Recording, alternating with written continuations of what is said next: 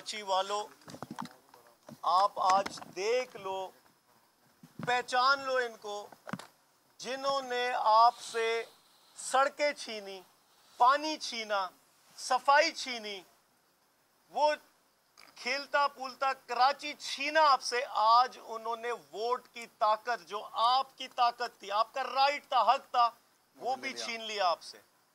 और ये वो इलेक्शन कमीशन है जिसके लिए हम रिफॉर्म्स करने जा रहे थे, ईवीएम मशीन्स, और इसीलिए इस इलेक्शन कमीशन में बेहतरी लाना चाहते थे। हमें ये खदशा था इस किस्म के ये इंपोर्टेड हुकूमत के सहूलतकार बनेंगे, इसका खदशा था हमें।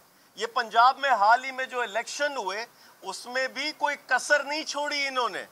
ईसीपी ने और इंपोर्टेड हुकूमत वहां जो नाफिज है उन्होंने पूरी कोशिश की, लेकिन अवाम की ताकत के आगे वो हार गए। जिस तरह पंजाब में इमरान खान का बयानिया जीता, वहां कोई सिर्फ एमपीएस का इलेक्शन नहीं था, वो बयानिया की फतह हुई है उधर। इसी अंदाज में इस इंपोर्टेड हुकूमत को खदशा था कि कराची से अगर तहरीक इंसाफ जीतती, इमरान खान के बयानिया को फतह मिलती। आज हम ग्राउंड पर काम कर रहे थे, घर घर दस्तक दे रहे थे। जो हिमायत और हमदर्दी इस वक्त तहरीक इंसाफ को हासिल है वो ना 2013 में थी, ना 2018 में थी, आज उससे कहीं ज्यादा है। लिहाजा इलेक्शन कमीशन ने ये साबित किया है, जो हम इन पर बात करते थे, इन्होंने अपने अमल से साबित किया कि ये मिले हुए इनके साथ, ये बारिश का बहाना बनाते।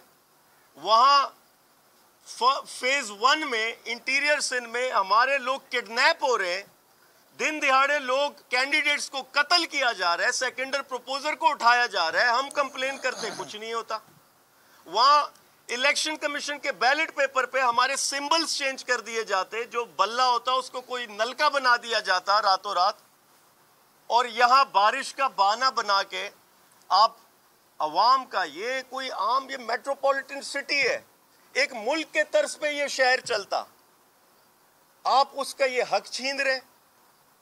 और फिर ये वो जमात जो 30 साल से नूरा कुश्ती कर रही है, यहां पे बारियां लगाई हुई आपस में, ये वही जमात है एमक्यूएम जो कहती थी कि हम जागीरदाराना निजाम, कोटा सिस्टम के खिलाफ है। आज जरदारी माफिया की गोद में बैठे हुए और कराची के हकूक पे ये मिले हुए इनके साथ, कराची के हक पे डाका मारा है इन्होंने, ये छीना है कराची का हक।